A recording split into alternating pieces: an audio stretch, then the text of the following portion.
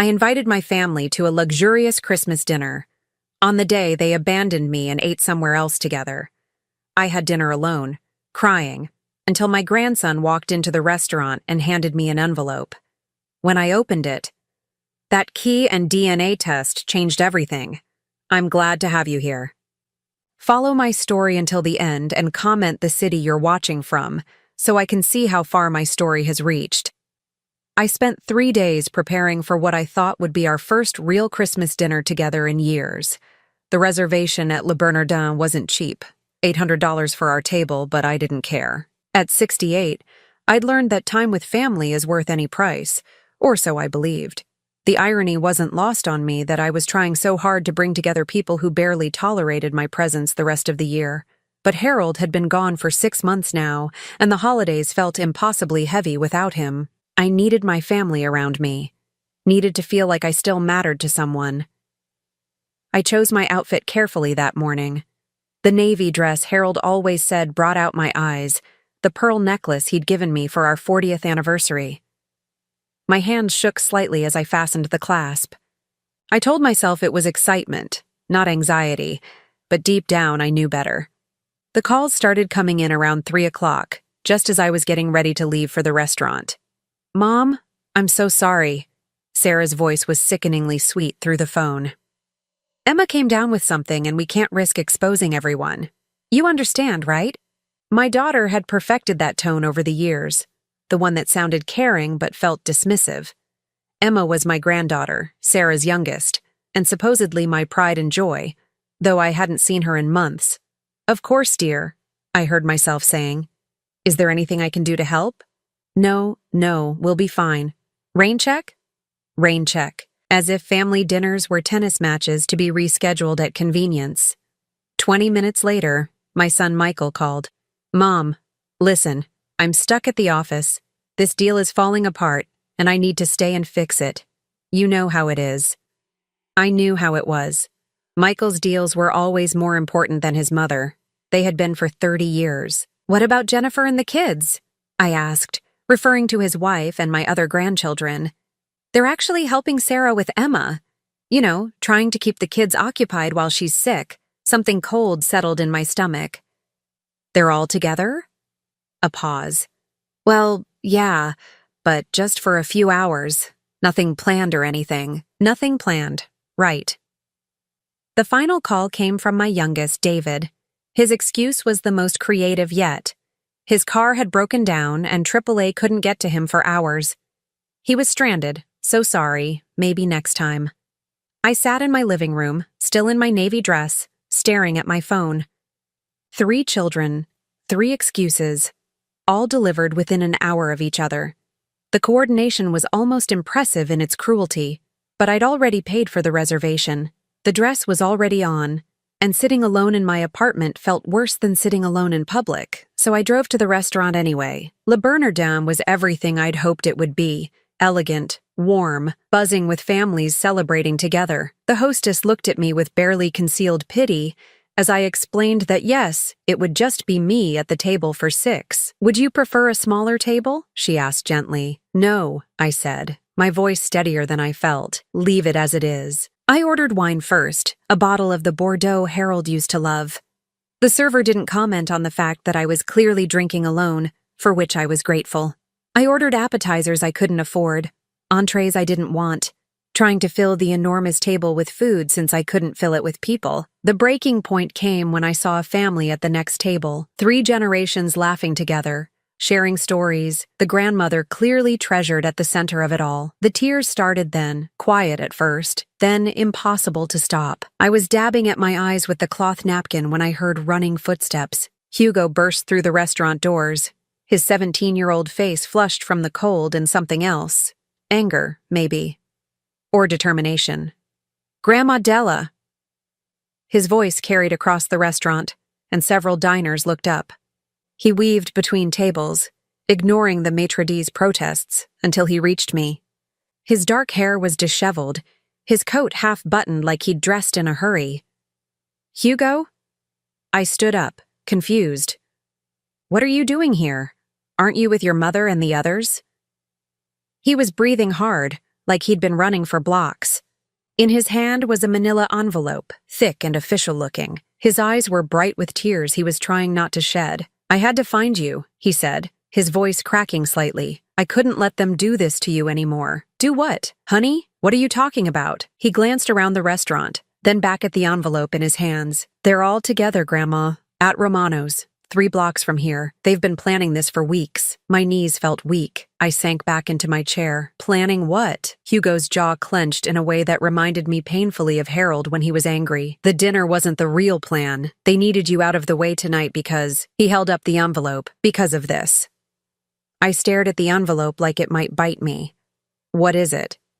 "It's from Grandpa Harold's lawyer. It came to Mom's house today."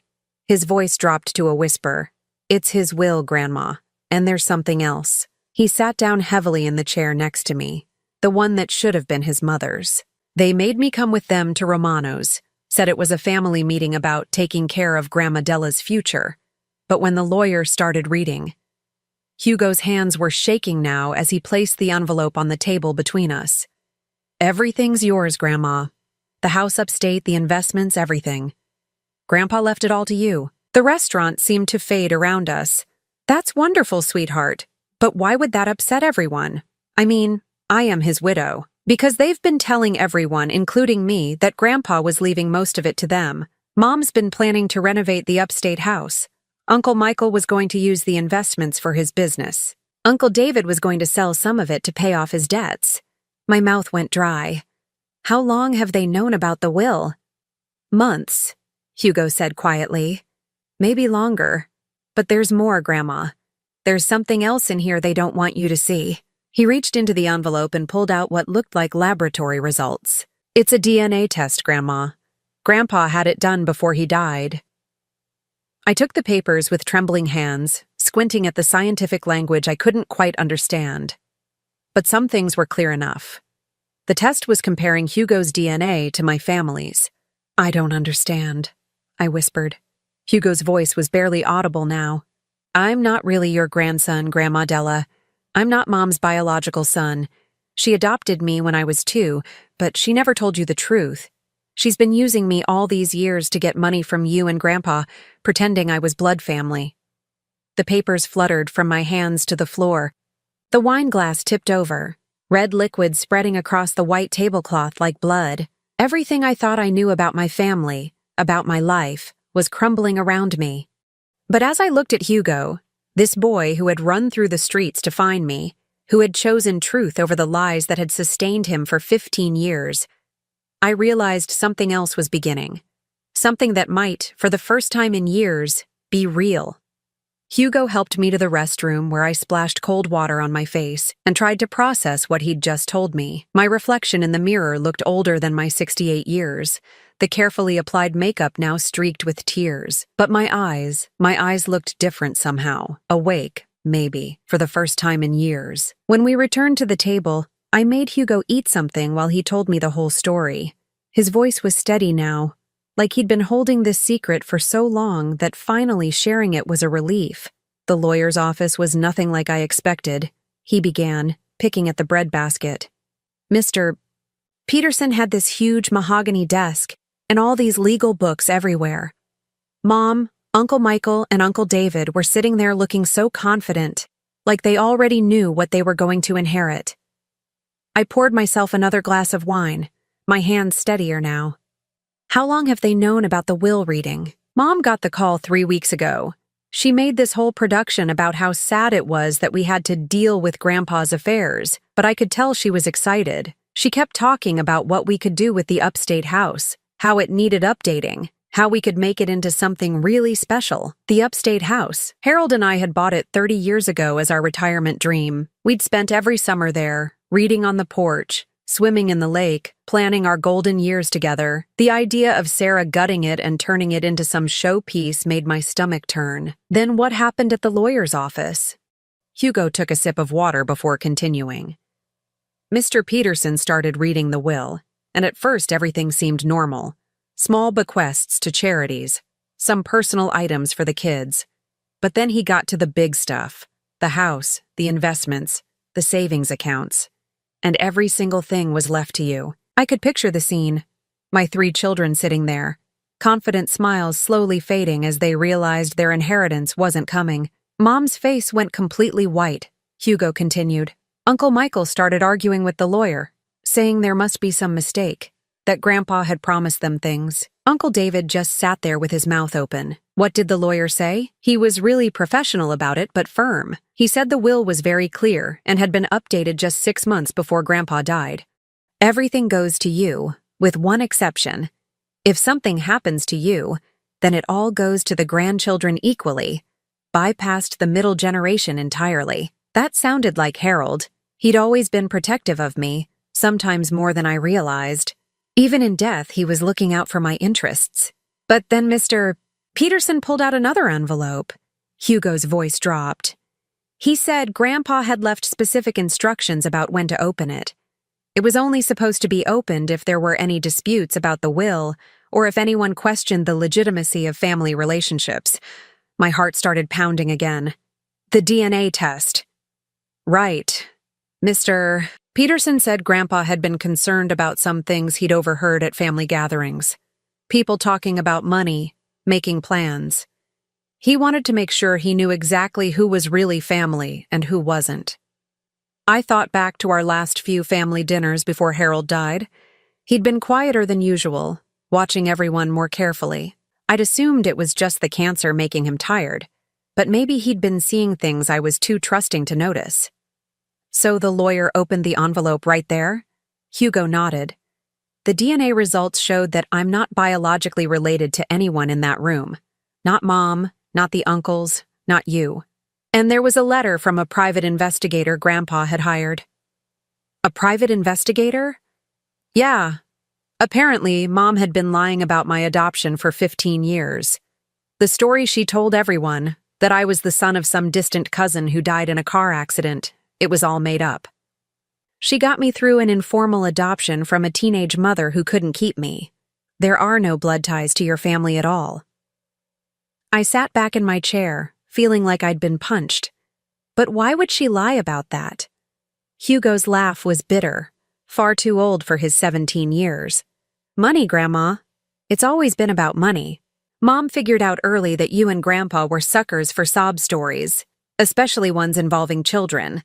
So she created the perfect sob story, the orphaned great-nephew who needed a loving home. The pieces started falling into place. All those times Sarah had called asking for help with Hugo's expenses. His school clothes, sports equipment, summer camps, tutoring. I'd written check after check, happy to help my grandson have opportunities. How much do you think they got from us over the years? I asked. The investigator's report had numbers. Just for my expenses alone, school, clothes, activities, medical bills, probably close to $200,000 over 15 years, but that doesn't count all the other stuff. What other stuff? Hugo hesitated, like he was afraid to hurt me more. The times Mom said you were having memory problems and needed help managing your finances. The loans Uncle Michael needed for his business ventures. Uncle David's gambling debts that were supposedly family emergencies. Each revelation was like another weight settling on my chest. They've been planning this for years. Decades, Grandma. Mom used to coach me on what to say when we visited you and Grandpa. How to act grateful. How to mention things I needed. How to make you feel important and generous. I thought it was just normal family stuff until tonight. I looked at this boy.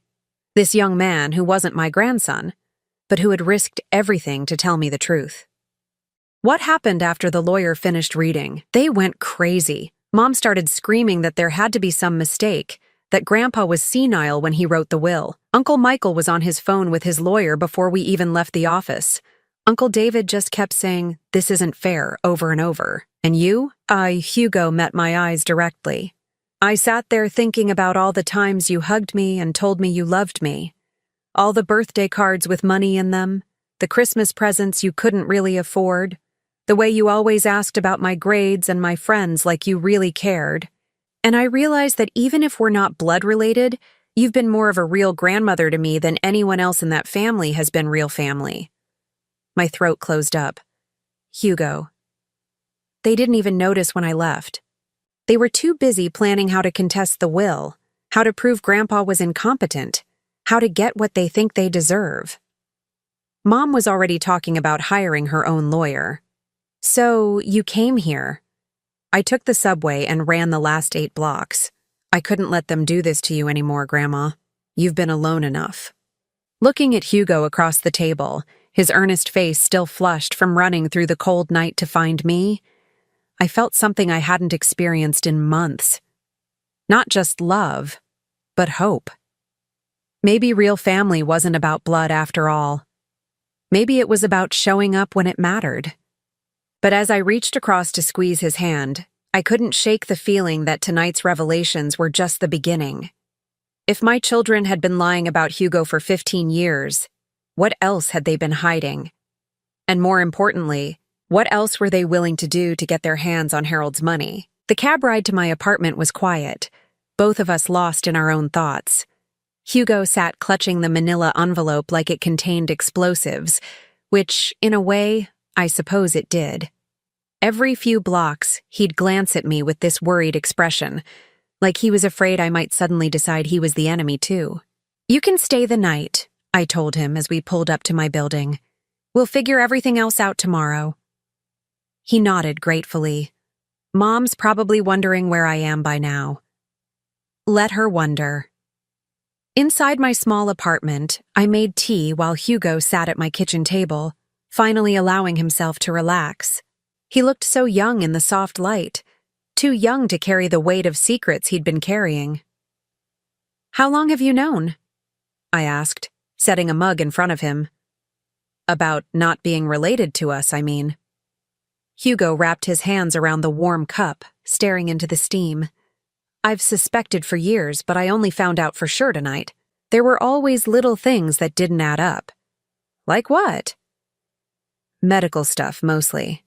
When I was 12, I needed surgery for my appendix. The doctors kept asking about family medical history, and Mom would get this panicked look every time. She'd make up different stories. Sometimes she'd say my biological parents died too young to know their medical histories. Other times she'd claim I inherited certain traits from your side of the family. But her stories never matched up. I thought about all the times I'd looked at Hugo and marveled at how different he was from the rest of us. His dark hair when we were all fair, his height when we were average, his artistic talents when no one else in the family could draw a straight line. And then there was the way she talked about my adoption when she thought I couldn't hear her, Hugo continued. She'd be on the phone with Uncle Michael or Uncle David, and I'd catch fragments of conversations. Things like, as long as he doesn't find out, or it's working better than we planned. That must have been terrifying for a child. It was confusing more than scary at first. I didn't understand what they were planning or why it mattered if I found out about my adoption. Lots of kids are adopted, right? But as I got older, I started noticing the pattern. What pattern? Hugo took a sip of tea before answering. Every time you and Grandpa were generous, every birthday check, every Christmas gift, every time you paid for something I needed, Mom would get this satisfied look, like she'd accomplished something. And she'd always make sure I called to thank you personally, coached me on exactly what to say to make you feel good about helping. My heart ached thinking about this little boy being taught to manipulate people who loved him. Did you understand what was happening? Not really, not until I was older. When I was little, I just thought that's how families worked. But around 13 or 14, I started paying more attention to how Mom talked about money, how she'd time her requests for help, how she'd bring me along when she wanted to ask you and Grandpa for something. She used you as emotional leverage. Exactly. She'd have me wear my school uniform when we visited if she wanted to talk about tuition costs. She'd make sure I mentioned if I needed new clothes or sports equipment. She'd even coach me to look sad if she was planning to ask for money for some emergency. I set down my teacup harder than I intended, anger rising in my chest. That's despicable. The worst part was that I genuinely loved spending time with you and Grandpa. Those weren't fake feelings, even if the circumstances were orchestrated. You two were the only adults in my life who seemed to care about what I was thinking and feeling, not just what I could do for you. That broke something inside me. This boy had been starved for genuine affection, while being used as a tool for financial manipulation. Hugo, honey, I need you to know that our love for you was never conditional on whether you were biologically related to us. His eyes filled with tears he'd been holding back all evening. I hoped that was true, but I wasn't sure. I've spent years wondering if you'd still care about me if you knew the truth. Well, now you know. We sat in comfortable silence for a few minutes, both processing the enormity of what had been revealed. Then Hugo spoke again, his voice quieter. There's something else I need to tell you about tonight. Something that happened after I left the lawyer's office. What? I didn't go straight to find you. First, I went back to Mom's house to get some of my things. I thought maybe I could avoid the confrontation, just disappear for a while until things calmed down. But they were already there, and they were planning something. My stomach clenched. What kind of planning? They were on conference call with some lawyer Uncle Michael knows. They were discussing how to challenge the will, but not just on the grounds of Grandpa's mental competency. They want to challenge my right to any inheritance as a fraudulent heir. What does that mean? Hugo's hands shook slightly as he set down his teacup. It means they're planning to throw me under the bus to save themselves. They want to argue that because I'm not really family, any gifts or money you and Grandpa gave me over the years were obtained under false pretenses. They think if they can prove fraud, they can void parts of the will. The cruelty of it took my breath away. They're willing to destroy a 17-year-old boy to get their hands on money. It gets worse, Grandma. They were also talking about having you declared incompetent. What? Uncle Michael was saying that your poor judgment in continuing to support me after learning the truth about my adoption could be evidence of diminished mental capacity. They think if they can prove you're not mentally fit to handle your inheritance, they can get themselves appointed as your guardians and control the money that way. I felt like the walls were closing in around me. My own children weren't just willing to steal from me. They were prepared to destroy my autonomy, my dignity, my relationships, anything that stood between them and Harold's money. Did they see you listening? No, I was in my room with the door cracked. But I heard enough to know that they're meeting with the lawyer tomorrow morning to start the process. Mom was talking about finding doctors who would testify about your mental state. Uncle David was researching guardianship laws. And Uncle Michael was already calculating how to divide the inheritance once they get control of it. And what about you? What happens to you in their plan? Hugo's smile was bitter and far too mature for his age. I become the victim they're protecting you from, the con artist who manipulated a poor old woman out of her money. They're planning to paint themselves as the loving children who discovered the fraud and stepped in to save their mother from further exploitation. The beautiful thing about hitting rock bottom, I realized, is that you finally stop being afraid of falling. My children had revealed themselves to be capable of any betrayal, any cruelty, in service of their greed. There was nothing left for them to take from me except my dignity, and I'd be damned if I'd let them have that too. Hugo, I said, my voice steadier than it had been all evening. How would you feel about helping me beat them at their own game? For the first time since he'd burst into the restaurant, Hugo smiled. A real smile, full of hope and determination. I'd feel like finally, someone in this family is fighting back. Good, I said, reaching for Harold's address book, because tomorrow we're going to pay a visit to Mr. Peterson ourselves. And then we're going to that house upstate to see what other surprises Harold might have left for us. What I didn't tell Hugo was that I was already forming a plan that would give my children exactly what they deserved, and it wouldn't require me to sink to their level to do it. Harold had always been 3 steps ahead of everyone else. If I knew my husband, this inheritance was just the beginning of the protection he'd built around me. It was time to find out what else he'd been planning. The next morning, I woke up with a clarity I hadn't felt in months. Hugo was still asleep on my couch, curled up under Harold's old Afghan, looking peaceful for the first time since I'd known him. I made coffee quietly and called Mr. Peterson's office as soon as it opened. Mrs. Holloway, his secretary said warmly, Mr. Peterson was hoping to hear from you. Can you come in this morning? He has some additional documents your husband left with specific instructions about when to release them. More documents. Harold really had been planning for everything. Hugo stirred as I was getting dressed, sitting up and rubbing his eyes like a confused child. For a moment, I could see the little boy he'd been when Sarah first brought him around. Sweet, uncertain, trying so hard to please everyone. How are you feeling? I asked. Like I slept for the first time in years, he said, and I knew exactly what he meant. We took a cab to Mr. Peterson's office, a modest building downtown that had been Harold's lawyer's practice for over 30 years. Peterson himself was probably close to my age, with kind eyes behind wire-rimmed glasses and the patient demeanor of someone who'd spent decades helping families navigate their worst moments. "Mrs. Holloway," he said, standing as we entered his office. "And you must be Hugo. Your grandfather spoke about you often."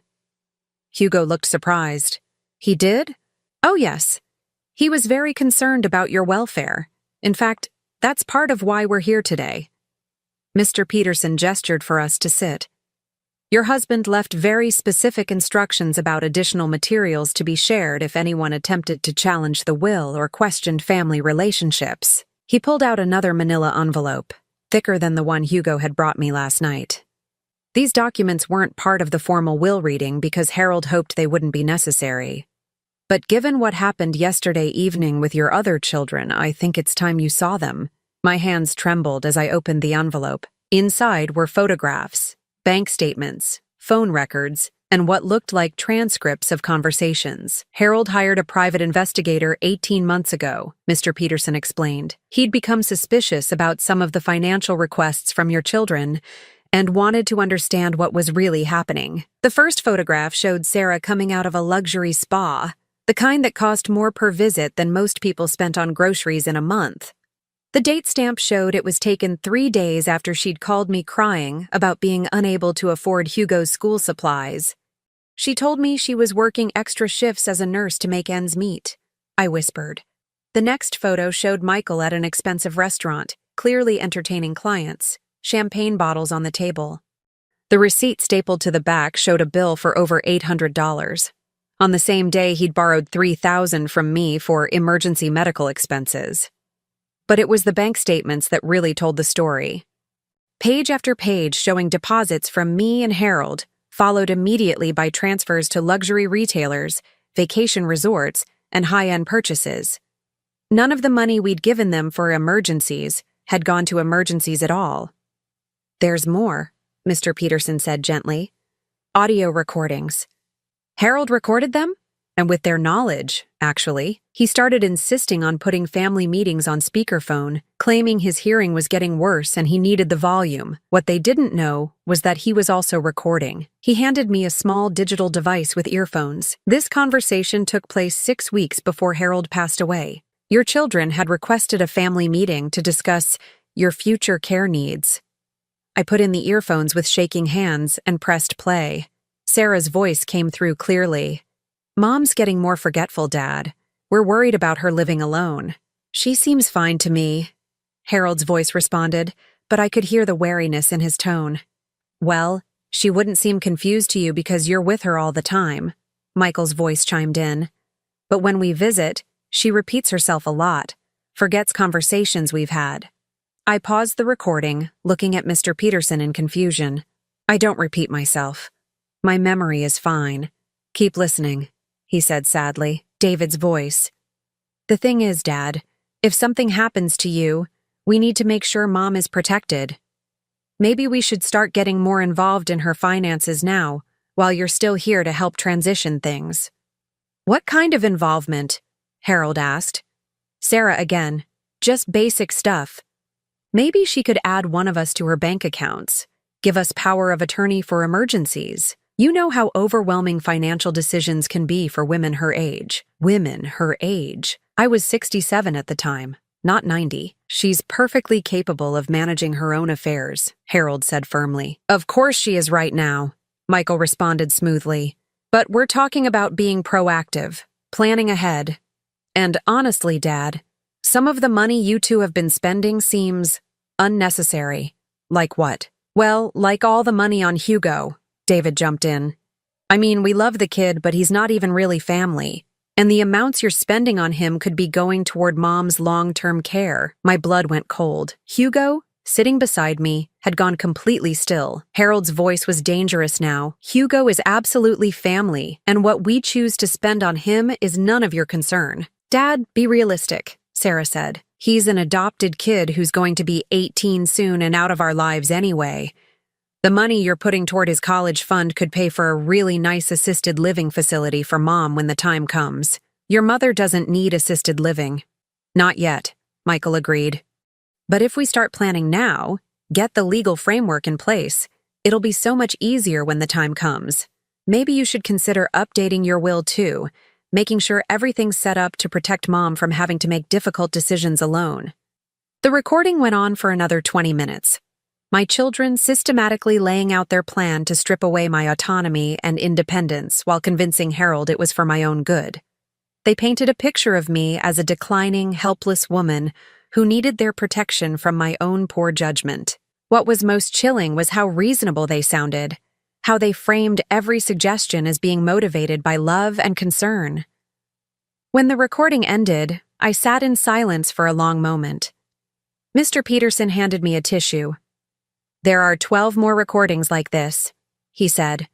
"Each one showing a pattern of your children trying to gain control over your finances, while systematically undermining your competency in your husband's eyes."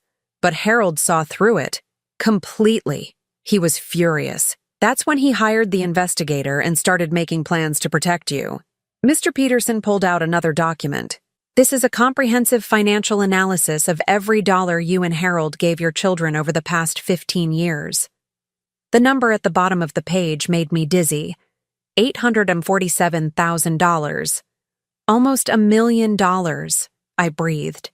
Money that was supposed to go toward emergencies, medical bills, education, basic living expenses. The investigator tracked where it actually went. He flipped to another page. Luxury vacations, designer clothes, expensive cars, home renovations, spa treatments, high-end electronics. Your children have been living a lifestyle far above their means, funded entirely by your generosity." Hugo spoke for the first time since we'd arrived. They were never struggling. "Not even close," Mr. Peterson confirmed. "And they've been planning this inheritance grab for years.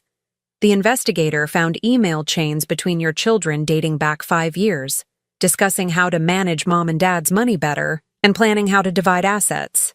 He handed me one more document. "This is the most important one. It's a detailed plan Harold created for what would happen if your children attempted to challenge his will or question your mental competency." The document was titled Protection Protocol for Della Holloway, and it was 15 pages of the most thorough legal planning I'd ever seen. Harold had anticipated every move my children might make and created countermeasures for each one. "He's given you multiple ways to protect yourself," Mr. Peterson explained. "Legal, financial, and even personal safety measures. But the most important thing is this." He pointed to a clause near the end.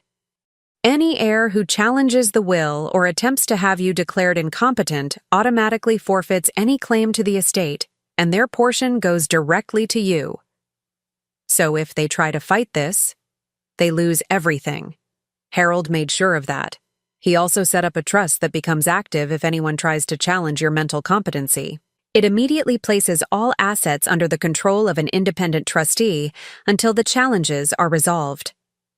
I looked at Hugo, who was reading over my shoulder, his eyes wide with amazement. "Your grandfather really did think of everything," Mr. Peterson said. "But there's one more thing. He left you a letter to be opened only after you'd seen all this evidence. He handed me a sealed envelope with Harold's handwriting, for my beloved Della, when you're ready to fight back." As I tore open the envelope, I realized that Harold hadn't just left me an inheritance. He'd left me the tools to reclaim my life and protect the people who truly mattered. Like the young man sitting beside me, who'd risked everything to tell me the truth. My children thought they were 3 steps ahead, but Harold had been playing a completely different game. And now it was my turn to make the next move. The drive to the upstate house took 2 hours, Hugo and I mostly silent as we wound through the familiar roads Harold and I had traveled together for 3 decades. Every curve brought back memories. The first time we'd seen the property, the summers we'd spent renovating it ourselves, the quiet evenings on the porch watching the sunset over the lake. I'd read Harold's letter twice before we left Mr. Peterson's office, and I was still processing his words.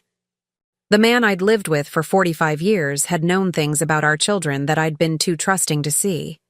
But more than that, he'd loved me enough to spend his final months building a fortress around me. "Are you nervous?" Hugo asked as we turned into the long gravel driveway. I don't think nervous is the right word, I said, looking at the house rising before us. I think I'm ready. The house looked exactly as we'd left it the weekend before Harold's diagnosis. Same blue shutters, same wraparound porch, same flower boxes that would need planting soon. But knowing it was truly mine now, that Harold had made sure of it, changed everything about how it felt. Hugo helped me with the key Mr. Peterson had given us, not the old key we'd always used, but a new one Harold had apparently made.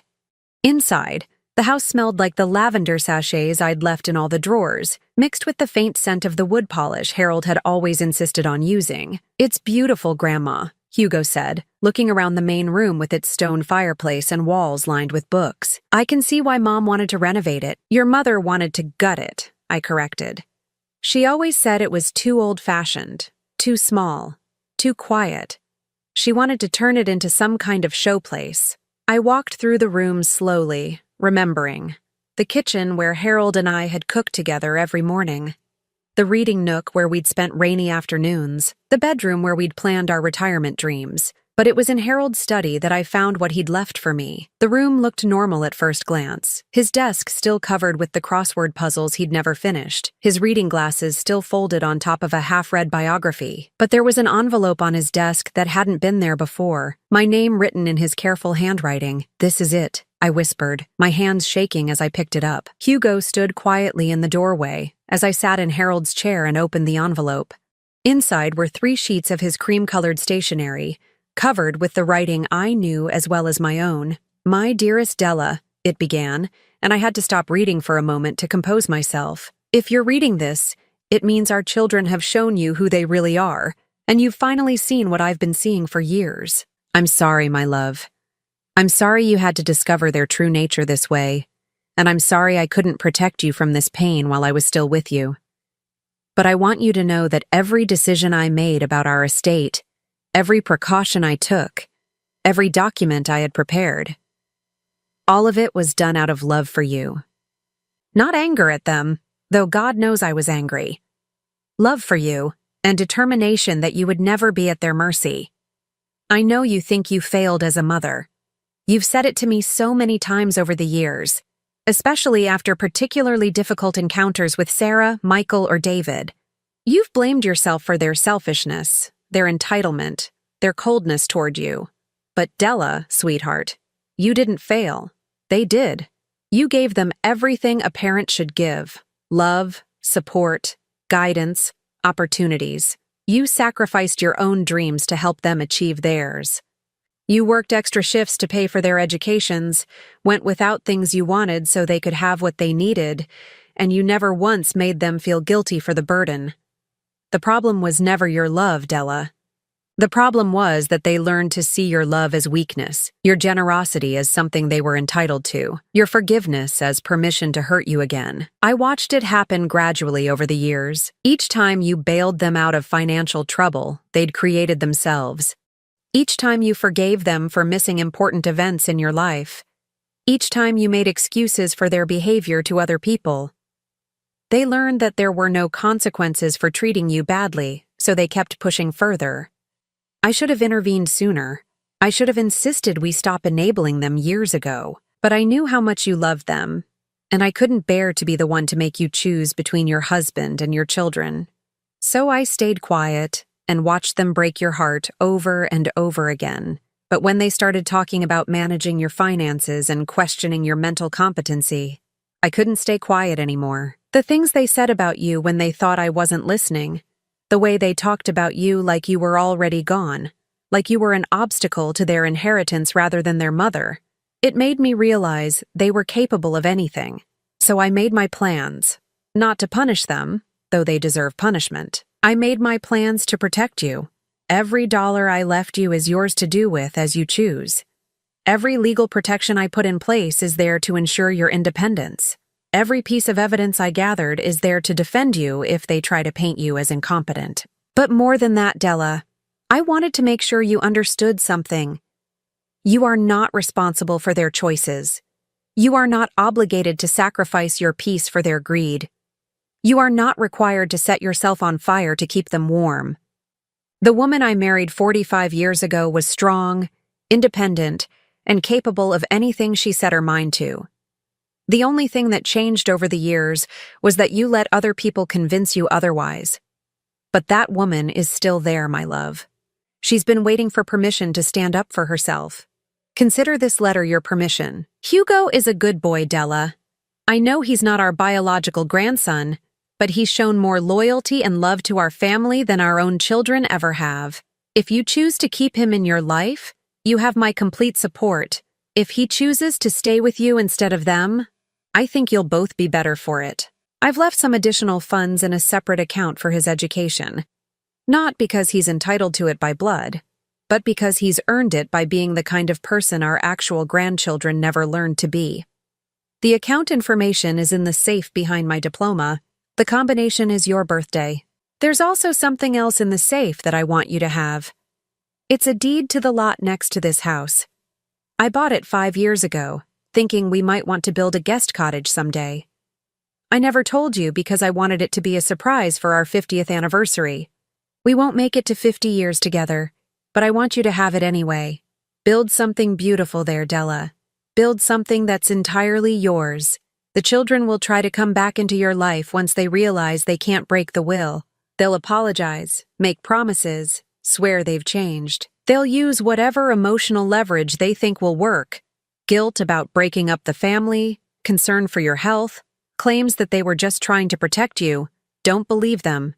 People who are capable of the level of manipulation and betrayal they've shown you don't change just because their plans fail. They'll be back for the same reason they've always been there.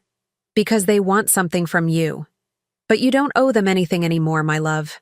You've already given them more than any parent should have to give. The rest of your life is yours to live however you choose. I hope you choose to be happy. I hope you choose to travel to all those places we talked about visiting.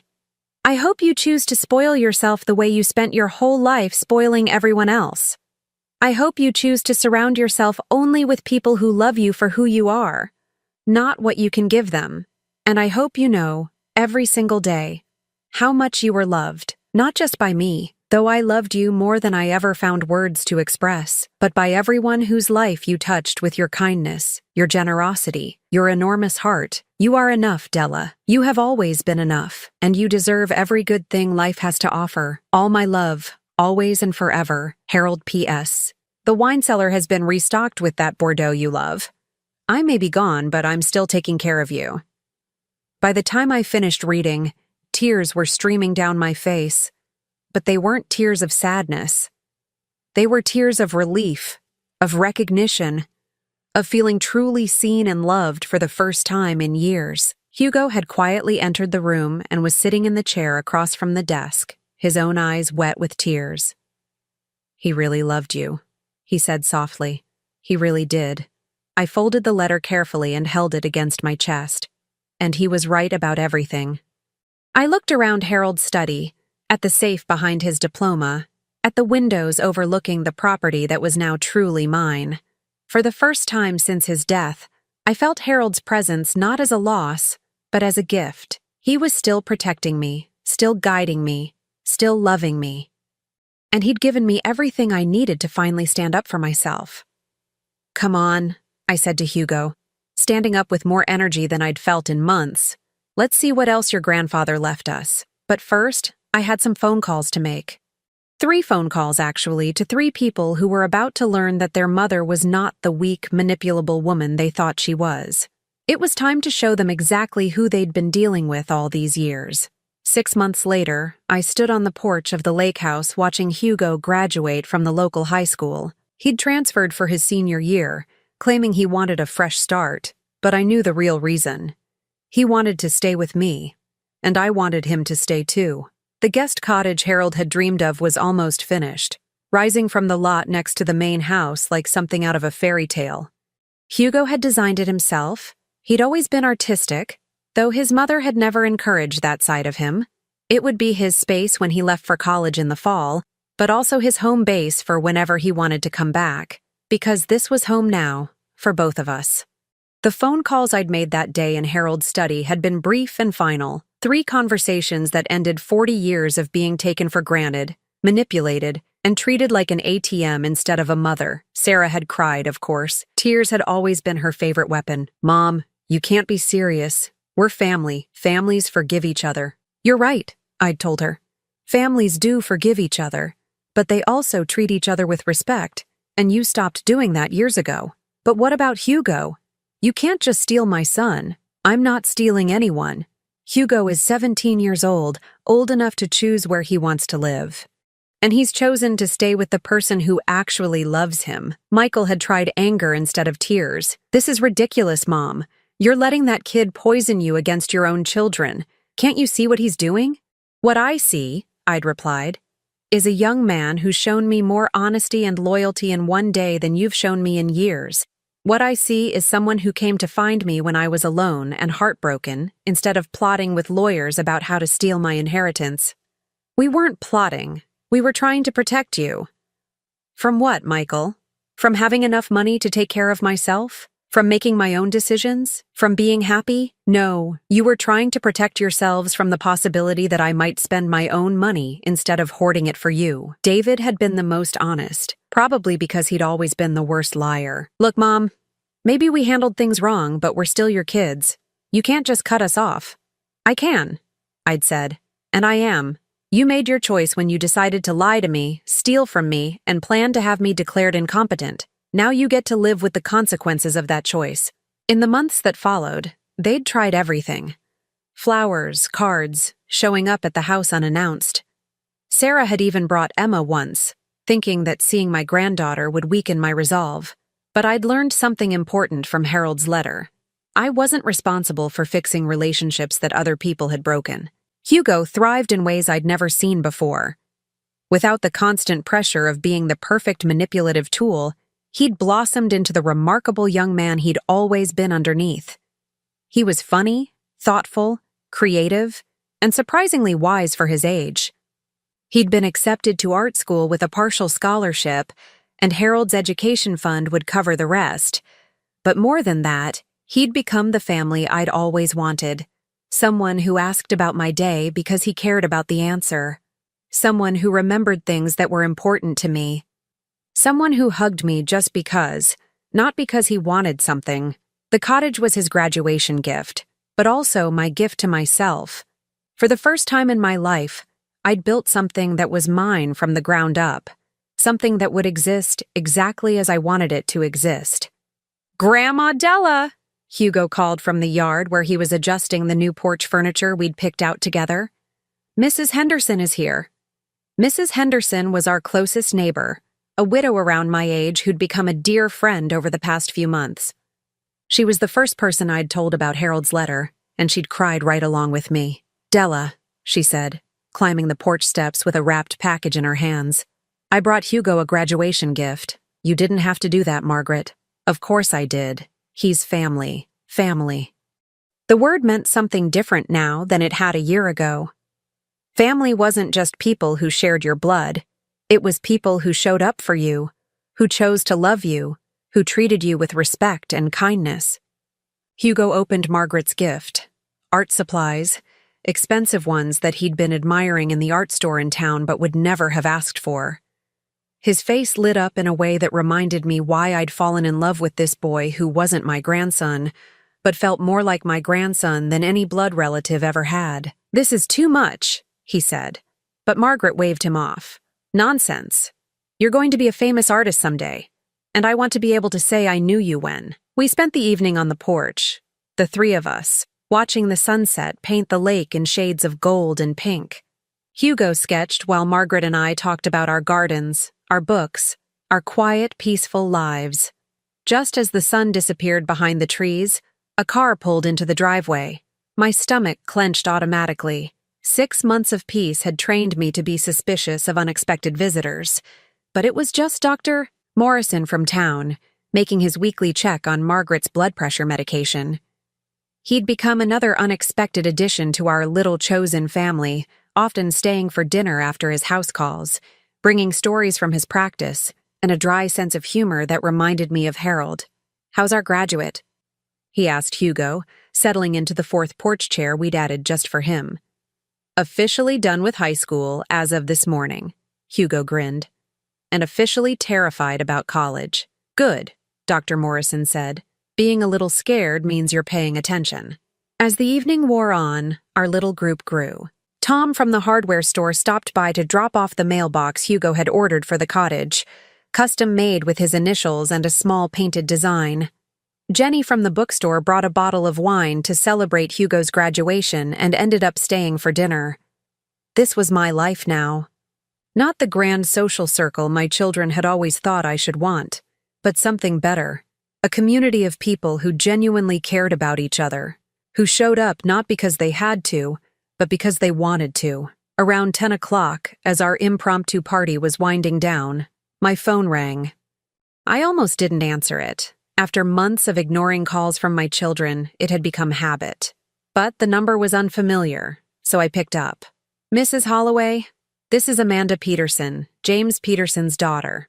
I'm sorry to call so late, but I wanted to let you know that we executed the final part of your husband's instructions today. Mr. Peterson had passed away 2 months ago, and his daughter had taken over his practice. She'd been handling the last details of Harold's estate planning. What instructions? The charitable donations. Your husband set up a fund to be distributed to local charities 6 months after the will was finalized, assuming there were no successful challenges to its terms. Since your children's legal challenges were dismissed, we were able to distribute the funds today. How much? $200,000, Mrs. Holloway, split between the Children's Hospital, the Women's Shelter, and the literacy program at the library. Your husband left specific instructions that the donations be made in your name.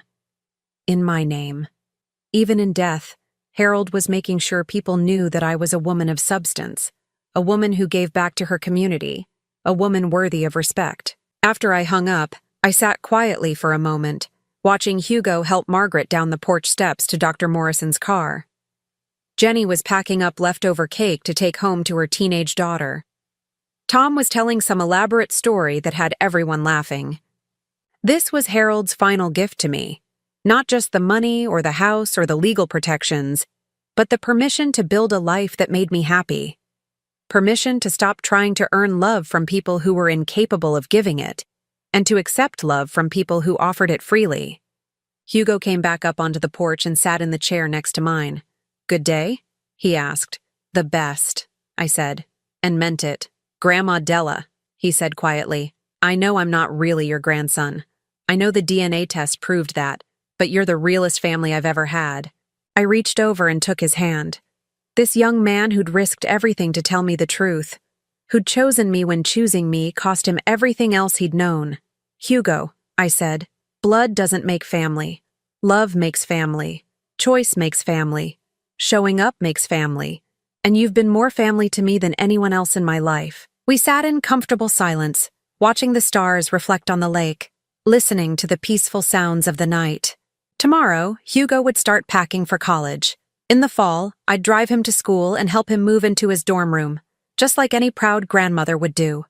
And when he came home for holidays, it would be to this house, to this life we'd built together, to this family we'd chosen. My children would probably keep trying to come back into my life. They'd probably show up at holidays, claim they'd changed, try to guilt me into forgiveness.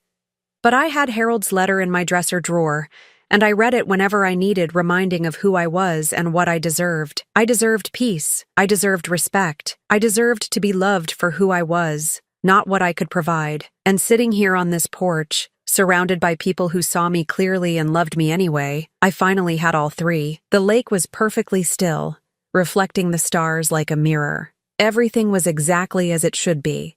Everything was exactly as Harold had planned it to be. And for the first time in years, I was exactly who I was meant to be. Now I'm curious about you who listened to my story. What would you do if you were in my place? Have you ever been through something similar? Comment below. And meanwhile, I'm leaving on the final screen 2 other stories that are channel favorites, and they will definitely surprise you. Thank you for watching until here.